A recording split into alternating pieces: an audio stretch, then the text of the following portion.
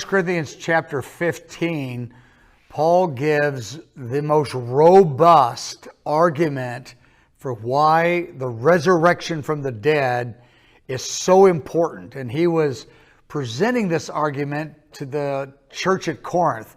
And some of the believers in Corinth didn't believe there would be a resurrection of the dead because they held the Gnostic belief that the body was evil and the ultimate goal was to discard the body so our spirit could be free. And Paul says, no, you got it wrong.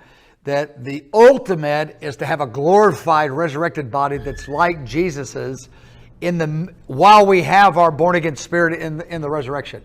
So in chapter 15 of Corinthians, Paul systematically goes through and makes a number of points presenting his cases why the resurrection is critical to the gospel. Then he describes the resurrected body. He says our body is like the Lord's, although every believer will differ in glory. It says in 1 Corinthians 15 verse 41 that as star differs from star in glory, so every believer will have a different expression and dimension of the glory of God in their body. And then he says, but our body will be like the Lord's. Of course, the Lord has the ultimate resurrected body. But the real key point in 1 Corinthians 15 is how it ends. Paul said, because this is true, he said, therefore, because the resurrected body is real, he said, be unmovable, be steadfast, always abounding in the work of the Lord. Don't draw back in discouragement.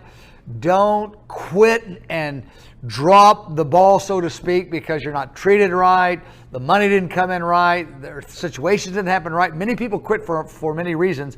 Paul said, in light of the resurrection, abound always in the work of the Lord, because your work is never vain in the Lord, no matter who's supporting you or not supporting you. And then the next thing Paul said, he said, because we're raised from the dead, we don't have to fear persecution. We don't have to fear even martyrdom, because of the glory is so intense and beyond measure of what we're going to receive.